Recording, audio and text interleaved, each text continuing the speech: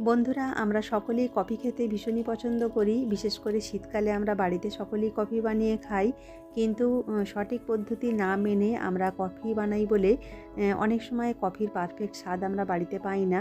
মনে হয় হোটেল কিংবা রেস্তোরাঁর কফি বেশি ভালো হয়। কিভাবে বানালে আপনারা একদম পারফেক্টভাবে কফিটা বানিয়ে নিতে পারবেন, সমস্ত টিপস সহ রেসিপিটা শেয়ার করছি। আশা করি আপনাদের সকলের ভালো লাগবে। ভালো লাগলে লাইক, শেয়ার আর কমেন্ট করতে ভুলবেন না। প্রথমে আমি গ্যাসের ফ্লেমটাকে অন করে দিচ্ছি আর এর মধ্যে একটা পাত্র চাপিয়ে নিলাম। খুব সামান্য পরিমাণ এর মধ্যে একটু জল দিয়ে দেবো। জলটা কিন্তু বেশি দেওয়া যাবে না, জাস্ট আমি একটু জল দিলাম, কারণ দুধটা যখন এর মধ্যে দেবো দুধটা তলায় যাতে না ধরে যায় তার জন্যই সামান্য একটু জল দিতে হবে।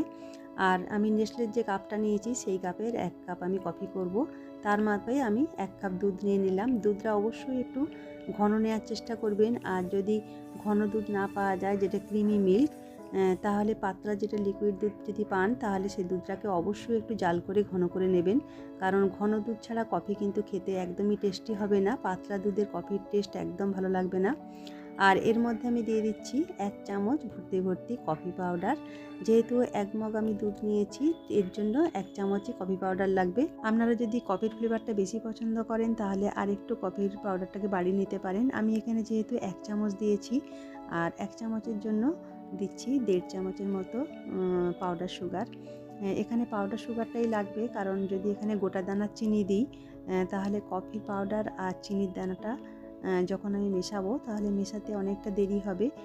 যত এটা মেশাতে দেরি হবে ততই তাহলে কফিটা, যখন আমি এর মধ্যে দুধটা দেবো, গরম দুধটা, তাহলে ঠান্ডা হয়ে যাওয়ার সম্ভাবনা থাকে। সেক্ষেত্রে কফিটা খেতে কিন্তু একদমই ভালো লাগবে না। অবশ্যই পাউডার সুগারটা নেওয়ার চেষ্টা করবেন। এইভাবে আমি এর মধ্যে 2 চামচ গরম দুধ দিয়ে খুব ভালো করে কফি পাউডার আর চিনিটাকে খুব ভালো করে মিশিয়ে নিচ্ছি। এইভাবে যদি মিশিয়ে নেন তাহলে কফির ফ্লেভারটা খুব সুন্দর আসে। আর অনেকেই কী করেন যে দুধের মধ্যে সরাসরি কফি পাউডার যদি দিয়ে দেন তাহলে কিন্তু খুব ভালো করে গোলাও যায় না, আর ওপরে কফি পাউডারটা ভেসে ওঠে। সেক্ষেত্রে খেতে কিন্তু একদমই টেস্টি হবে না।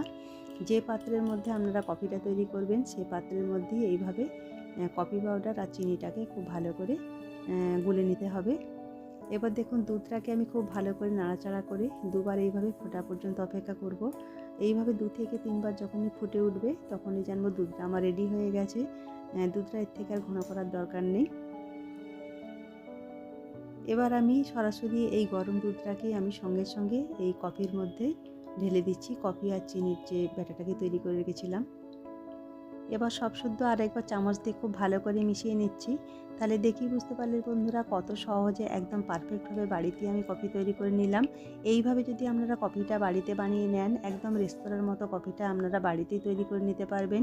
কফির রেসিপি ভালো লেগে থাকলে প্লিজ একটা লাইক দিতে ভুলবেন না, আর কমেন্ট করে অবশ্যই জানাবেন কেমন লাগলো। চ্যানেলে নতুন বন্ধু হলে চ্যানেলটাকে সাবস্ক্রাইব করে পাশে থাকবেন। সবাই ভালো থাকবেন, সুস্থ থাকবেন। ধন্যবাদ।